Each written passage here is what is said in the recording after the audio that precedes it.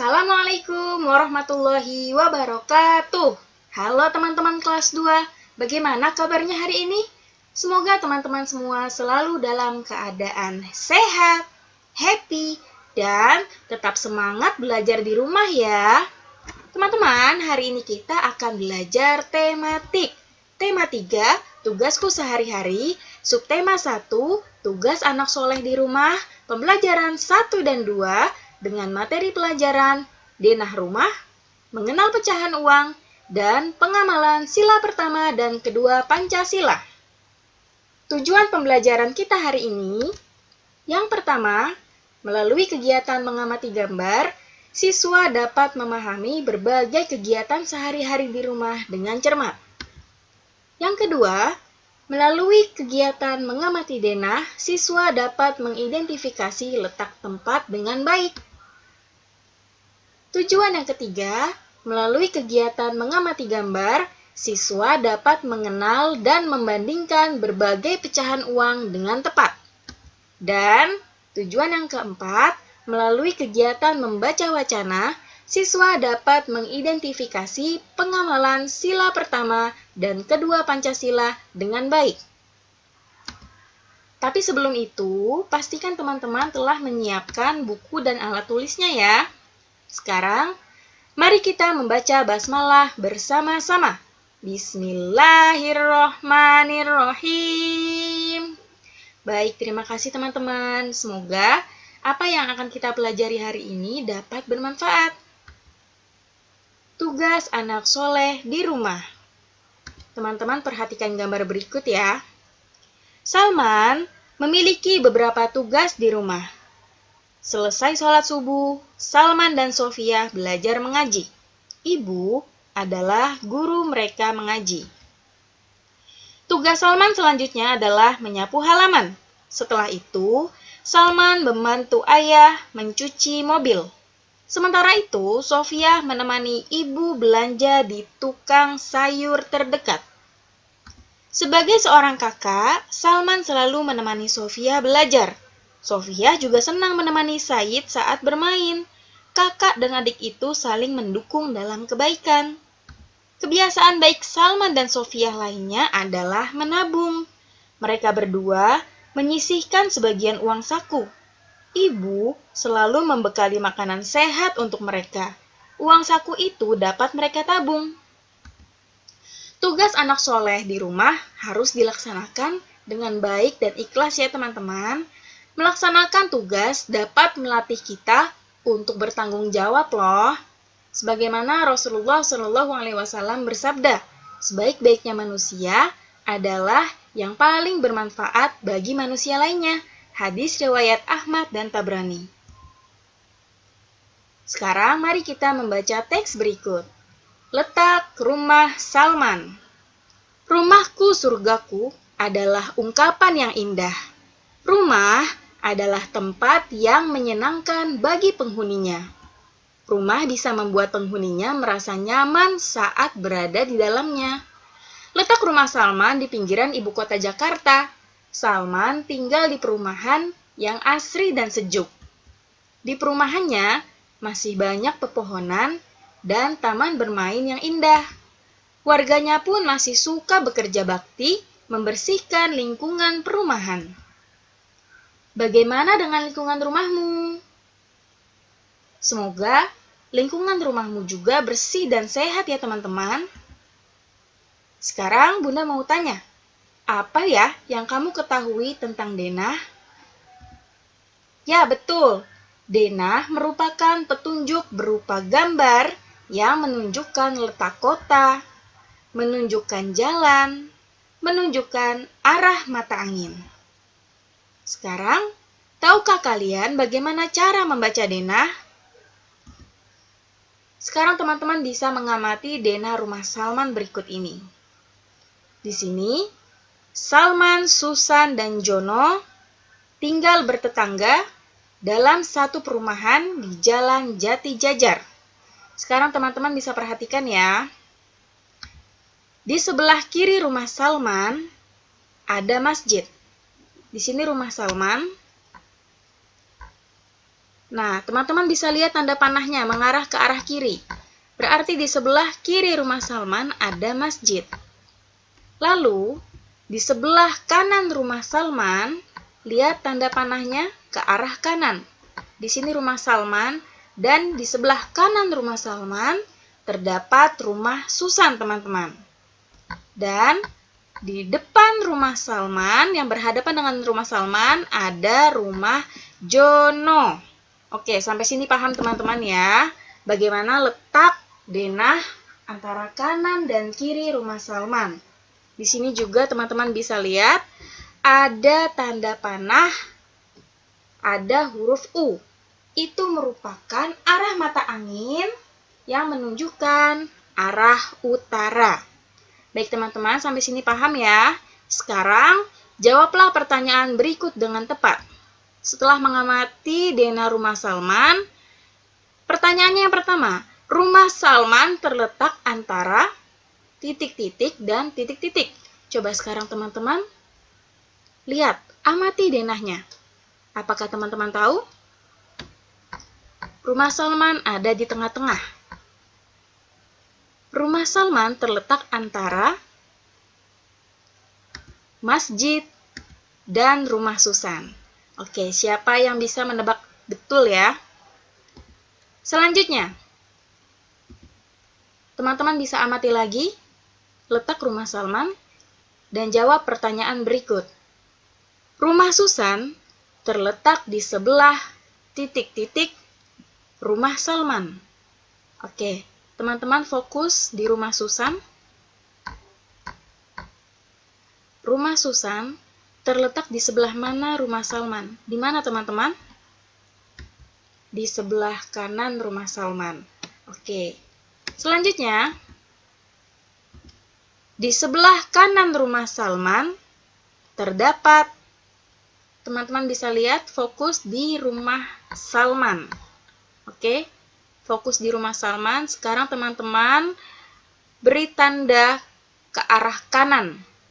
Kanan rumah Salman berarti terdapat rumah Susan. Oke, good job teman-teman yang bisa menjawab betul ya. Selanjutnya teman-teman masih mengamati denah. Di depan rumah Salman ada apa? Ada rumah Jono. Dan yang terakhir, di sebelah kiri rumah Jono terdapat, teman-teman bisa lihat rumah Jono di mana? Ya, di sini rumah Jono. Teman-teman bisa perhatikan mana arah kirinya. Di sebelah kiri rumah Jono terdapat apa? Minimarket. Oke, good job teman-teman yang bisa menjawab dengan tepat arah dan letak denah rumah Salman. Sekarang, mari kita belajar mengenal nilai uang. Oke, setiap hari Salman dan Sofia diberi uang saku. Mereka selalu menyisihkannya sebagian uang sakunya untuk ditabung. Mereka menabung di celengan. Celengan itu adalah hadiah dari ayah dan ibu karena rajin membantu di rumah. Ibu memberikan uang saku dengan berbagai pecahan uang. Ada berapa uang sakumu hari ini? Ada berapa jenis pecahan uang sakumu? Yuk, kita cari tahu bersama-sama. Tapi sebelum itu, apakah teman-teman tahu apa sih uang itu? Uang adalah alat pembayaran yang sah. Pemerintah Indonesia mengeluarkan beberapa pecahan uang logam dan kertas.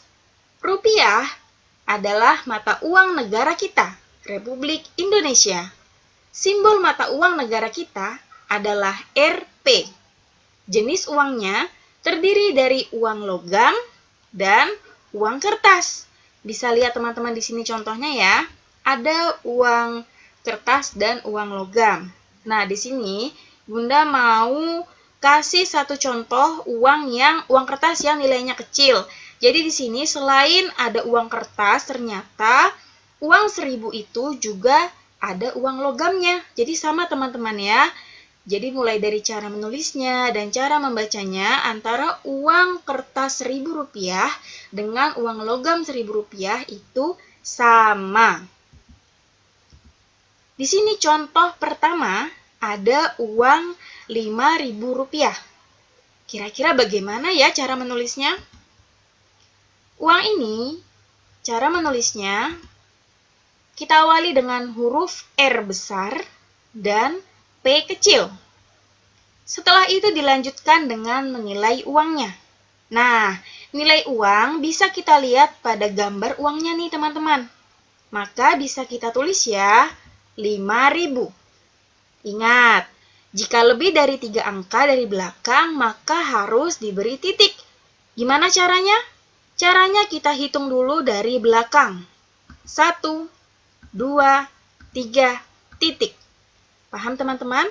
Setelah itu, kita akhiri dengan koma 00. Kemudian, bagaimana cara membacanya? Kita bisa lihat bilangan sebelum titik. Di sini ada angka 5. Dan setelah titik, ada 3 angka 0 yang kita baca menjadi ribu.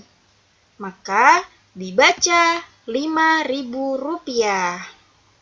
Baik teman-teman, di sini ada beberapa contoh uang kertas dengan nilai uang yang berbeda-beda. Ada uang Rp2.000, ditulis Rp 2.000,00 itu bacanya Rp2.000. Selanjutnya ada uang Rp5.000, ditulis Rp 5.000,00 dibaca Rp5.000. Ada uang Rp10.000, ditulis Rp 10.000,00 dibacanya Rp10.000. Lalu di atas pecahan Rp10.000 itu ada Rp20.000. Tulisannya adalah Rp 20.000,00 dibaca Rp20.000. Lalu ada uang Rp50.000, ditulis Rp 50.000,00 dibaca Rp50.000. Uang Rp75.000, ditulis Rp 75.000,00, ini dibacanya Rp75.000. Ini uang baru teman-teman ya. Dan yang terakhir, yang paling besar uangnya, ada uang Rp100.000, ditulis Rp 100.000,00 dibaca Rp100.000. Nah, sampai sini teman-teman sudah kenal ya dengan bagaimana sih bentuk dari uang kertas. Selanjutnya kita akan membandingkan pecahan uang kertas. Di sini ada uang Rp5.000 dan uang Rp2.000. Nah, untuk membandingkannya, teman-teman dapat melihat dari nilai tempatnya. Apakah Rp5.000 ini lebih besar atau lebih kecil dari Rp2.000? Teman-teman bisa lihat. 0 angka belakang, paling belakang, menempati nilai tempat satuan. Lalu, 0 yang kedua dari belakang, menempati tempat puluhan. 0 yang ketiga dari belakang, menempati tempat ratusan. Dan yang paling depan, menempati tempat ribuan. Sekarang bisa teman-teman bandingkan ya. Di sini 0, satuannya sama-sama 0, puluhannya sama-sama 0, ratusannya juga sama-sama 0. Kita lihat ribuannya. Di sini ada 2 dan di sini ada 5. Teman-teman sudah bisa tahu ya. 5.000 itu berarti lebih besar dari Rp2.000. Oke, sekarang kita akan mengenal tentang uang logam. Di sini uang logam ada uang Rp100, ditulis Rp 100,00 ya, Rp100 ini dibacanya ya. Yang kedua ada uang Rp200, ditulisnya Rp 200,00 dibacanya Rp200. Uang logam yang ketiga ada Rp500, tulisannya Rp 500,00. Jadi ini 500 ya, 500 rupiah. Dan yang terakhir ada uang Rp1.000. Tadi kita sudah bahas di awal. Tulisannya Rp 1.000,00. Dibacanya Rp1.000. Ini tulisan dan cara membacanya sama dengan uang kertas 1.000. Sampai sini paham teman-teman ya? Sekarang kita akan membandingkan pecahan uang logam ya teman-teman. Di sini ada gambar uang logam sebesar Rp200 dan uang logam sebesar Rp500. Silakan teman-teman bandingkan apakah Rp200 lebih besar atau lebih kecil ya dari Rp500. Coba lihat nilai tempatnya teman-teman. Nilai tempat satuannya sama-sama 0, puluhannya sama-sama 0. Nah, lihat nilai tempat ratusannya. Di sini angka 2 dan di sebelah kanan angka 5. Dapat teman-teman simpulkan bahwa 200 itu lebih kecil dari Rp500. Oke, good job teman-teman. Sekarang, bisakah kalian mengenal dan membandingkan uang yang kalian miliki? Selamat mencoba. Mari membaca teks berikut. Berbagi tugas di rumah. Udara Ahad pagi terasa segar. Ibu membuka jendela rumah setelah sholat subuh dan mengaji. Salman melaksanakan tugas rumahnya, yaitu menyapu halaman. Untuk menjaga kebersihan di rumah, keluarga Salman melakukan kerjasama. Mereka berbagi tugas agar pekerjaan cepat selesai. Hasil kerjasama itu adalah semakin asri dan nyamannya rumah Salman. Pepohonan yang ada di rumah Salman menambah segarnya udara pagi. Terdengar pula gemericik air dari kolam ikan buatan ayah. Kamu pun dapat berbagi tugas dengan anggota keluarga di rumah. Dari wacana di atas, kegiatan apa saja yang dilakukan Salman di rumah ya? Kegiatan manakah yang sesuai dengan pengamalan sila pertama dan kedua dari Pancasila? Apakah kalian tahu? Oke, sekedar mereview kembali pengamalan Pancasila. Sila pertama, bunyinya ketuhanan yang Maha Esa. Contoh pengamalannya ada beribadah, bersyukur, dan berdoa. Lalu, pengamalan Pancasila sila kedua, pertama bunyinya kemanusiaan yang adil dan beradab. Contohnya ada berbagi, menghormati sesama, dan membantu orang lain. Sekarang, dapatkah kamu menemukan pengamalan Pancasila apa saja ya yang terdapat pada wacana tersebut? Oke, selamat mencoba dan mencari tahu. Anak soleh, gembira dan bersemangat membantu orang tua. Membantu merawat rumah adalah bentuk syukur kepada Allah Subhanahu wa Ta'ala. Meringankan pekerjaan di rumah adalah perbuatan baik kepada orang tua. Allah Subhanahu wa Ta'ala berfirman, Bismillahirrahmanirrahim. Wa wassaynal insana biwalidayhi hamalathu ummuhu wahnan ala wahnin wa fisaluhu fi amaini anishkur li waliwalidayk ilayyal masir. Quran Surat Luqman ayat 14. Dan kami perintahkan kepada manusia agar berbuat baik kepada kedua orang tuanya. Ibunya telah mengandungnya dalam keadaan lemah yang bertambah-tambah dan menyapihnya dalam usia 2 tahun. Bersyukurlah kepadaku dan kepada orang tuamu, hanya kepadakulah kembalimu. Terima kasih teman-teman telah menonton video ini sampai selesai. Semoga teman-teman selalu dalam keadaan sehat walafiat. Wassalamualaikum warahmatullahi wabarakatuh.